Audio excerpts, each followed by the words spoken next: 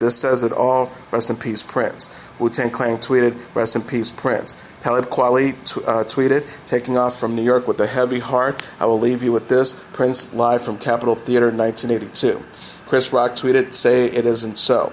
Lin-Manuel Miranda tweeted lyrics from the beginning of the song, Let's Go Crazy.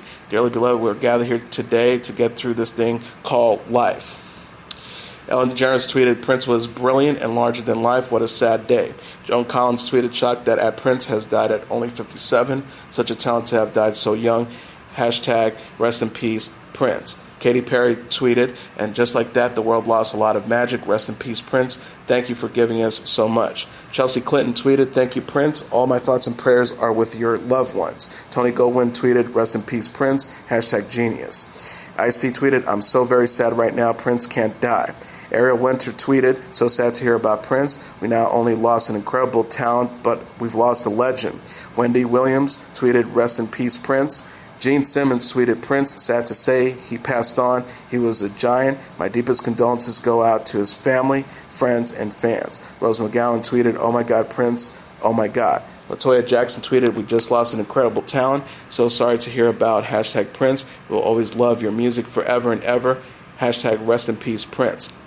Lori Lofgren tweeted, heartbroken to hear about the sudden passing of Prince. Rest in peace, hashtag Prince. Alyssa Milano tweeted, we've lost the greatest artist of my generation. I danced on stage with him when Melo was in my belly. Prince, I will love you forever. Hashtag rest in peace. Shonda Rhimes tweeted, I can't, I just cannot. Hashtag Prince. Sophia Bush tweeted, crushed to hear about the news about Prince. What an artist, what an influence. Thank you for the love and for the funk. Kevin Jonas tweeted, if the news about Prince is true, it will be a terrible loss of such an amazing music legend and icon. Shaquille O'Neal tweeted, rest in peace, Prince, another icon gone too soon. Keith Urban tweeted, just heard about Prince, can't believe it. Philip Phillips tweeted, wow, so sad to hear one of the greatest passed away today. He's a legend, incredible musician. Rest in peace, Prince. Bella Thorne tweeted, what, Prince? No, no, no. Hashtag Prince. Robbie Williams tweeted, now Prince? No, no, no. Rest in peace, you're genius. LaVon Bell tweeted, rest in peace, Prince. We've lost a legend and a music icon today. Kid Ink tweeted, rest in peace, Prince. Damn. Jen Kirkman tweeted, you can't take Bowie and Prince in the same year. You can't. No, no. Charlamagne the God tweeted, not Prince, man. Brian Atwood tweeted, so sad to hear about the passing of hashtag Prince. The sky will be purple tonight.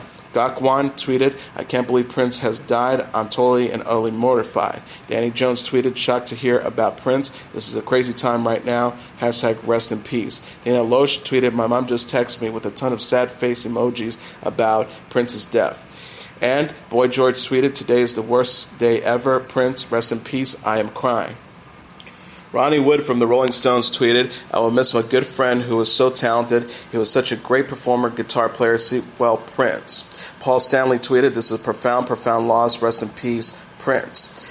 Slash tweeted, so sad to hear of Prince's passing, one of the greatest music talents of my lifetime, maybe of the 20th century. Rest in peace. Nikki Sixx from Motley Crue tweeted, rest in peace, Prince. One of the saddest days, to say the least. He was the true definition of a real artist. Duff McKagan, the bassist for Guns N' Roses, tweeted, what do we do now, Prince? No, I hope you weren't in much pain. Your music saved me time and again. Sebastian Bach tweeted, dearly beloved, we are gathered here today to talk about this thing called life. Rest in peace, hashtag Prince, hashtag 57, hashtag Carl Anderson. Chris Cornell from Soundgarden tweeted, I'm in shock and deeply sad and just found out about Prince dying. Rest in peace to one of the most talented and unique artists of our generation. Max Storm, the drummer for Guns N' Roses, tweeted, rest in peace, an incredibly gifted musician, Prince. I will cherish the memories watching you perform. Peter Frampton tweeted, I can't believe we've lost Prince. My thoughts are with his family. Sad isn't the word. Rest in peace. And now let's take a look at what happened on this date in entertainment history. On this date in 1978, the Blues Brothers make their world premiere on Saturday Night Live. It was Marshall Chess of the legendary Chess Brothers who first discovered them in the gritty blues clubs of Chicago's South Side in 1969 and handed them their big break 9 years later with an introduction to the music industry heavyweight and host of television rock concert Don Kirshner. Actually, none of that is true, but it's a story that Saturday Night Live's Paul Schaefer told on April 22nd, 1978, as he announced the worldwide television debut of that night's music guests, the Blues Brothers. The not quite real, not a quite fake musical creation of SNL's cast members Dan Aykroyd and John Belushi. The characters in the band that Belushi and Aykroyd unveiled that night took more than 2 years to evolve. First incarnation came during SNL's first season in a January 17, 1976 appearance singing I'm a King Bee as Howard Short and his all-B band. There were no dark suits, skinny ties, or Ray-Bans at that point, but the appearance did feature Aykroyd on the harmonica and Belushi on vocals belting out a blues classic very much in the style of the future Elwood and Joliet Jake blues, a bet while wearing bee costumes. The Blues Brothers look and much of their repertoire would come together after Belushi's trip to Eugene, Oregon during the hiatus between SNL's Season 2 and 3 to film Animal House. It was there that Belushi, a committed rock and roll fan, met a 25-year-old bluesman named Curtis Salgado, future harmonica player for Robert Cray, a frontman for Roomful of Blues, and a major figure on the burgeoning Pacific Northwest blues scene of the 1970s. Belushi became a regular visitor to the Eugene Hotel to catch Salgado's act during the filming of Animal House, and it was from that act and from Salgado himself that he picked up a passion for the blues, as well as the inspiration for the Blues Brothers sound and look. Back in New York, for the third season of SNL, Belushi and Aykroyd honed their concept for the Blues Brothers band and recruited an incredibly roster of backing instrumentalists drawn from among the finest blues and R&B session musicians in the country. Even if their debut performance on this night in 1978 hadn't been a huge hit, the band was far too good to break up after a single gig. Indeed, the closing portion of Paul Schaefer's introduction that night, today they are no longer authentic blues acts, but have managed to become a viable commercial product, ending up being born out of in real life, with the Blues Brothers earning 3 top 40 hits, Soul Man, Rubber Biscuit, and Gimme Some Lovin', #1 pop album, Briefcase Full of Blues, and a piece of screen immortality via their 1980 films, The Blues Brothers. Also on this date in 1937, Jack Nicholson is born. On this date in 1937, John Joseph Nicholson, who will become known as one of the greatest actors of his generation and famous for his roles in such movies as Easy Rider, One Flew Over the Cuckoo's Nest, and As Good as It Gets, is born in Neptune, New Jersey. Nicholson's father left his mother before Jack was born, and he grew up believing that his grandmother was his mother and his mother was his older sister. Nicholson didn't learn the truth until the early 1970s, long after they were both dead, when he found out from a reporter now working on a story about the now famous actor. After high school, Nicholson won a scholarship to the University of Delaware, but he decided to try acting instead. After moving to Los Angeles, he landed a job in the animation department at Metro-Goldwyn-Mayer. He began studying acting at the Players Ring Theater and won a few small parts in television shows. In 1958, Nicholson played a troubled teenager in his first film, a low-budget horror flick called The Crybaby Killer. This was the first of many appearances in horror biker films and other second-rate genre movies that Nicholson would make over the course of the next decade. He also tried his hands at screenwriting, penning scripts for The Trip in 1967, directed by B-movie king Roger Corman, and Head in 1968, which starred the music group The Monkees. Nicholson married the actress Sandra Knight in 1962, but the marriage lasted only 5 years.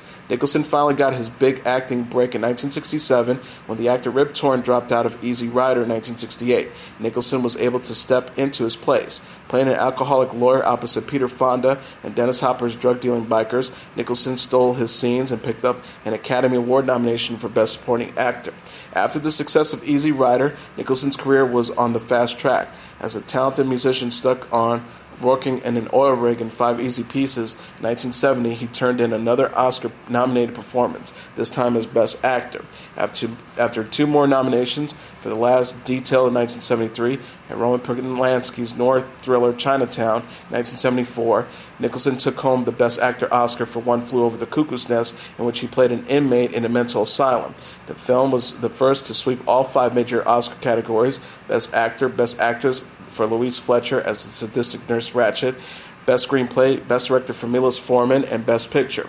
Now at the top of the A-list, Nicholson appeared sporadically in films over the rest of the 70s. He emerged with a string of notable performances in the 1980s, including Stanley Kubrick's The Shining in 1980, and Oscar-nominated turns in Reds in 1981, Terms of Endearment in 1983, and Ironweed in 1987.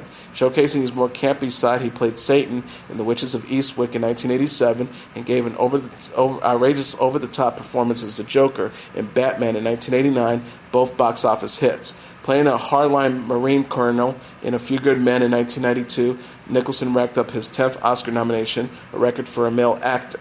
1997, Nicholson and co-star Helen Hunt won both Oscars for their leading performances in the quirky comedy drama As Good as It Gets. Still at the top of his game, Nicholson continued to appear frequently, leading roles in films throughout the next decade, earning praise and a 12th Oscar nomination for his uncharacteristically underestimated performance in All About Schmidt in 2002, indulging his softer side in the romantic comedy Something's Gotta Give in 2004 opposite Diane Keaton, and headlined the stellar cast of Martin Scorsese's Oscar-winning mob drama The Departed in 2006. Nicholson, an avid basketball fan, can frequently be found in courtside seats at a Los Angeles Lakers game.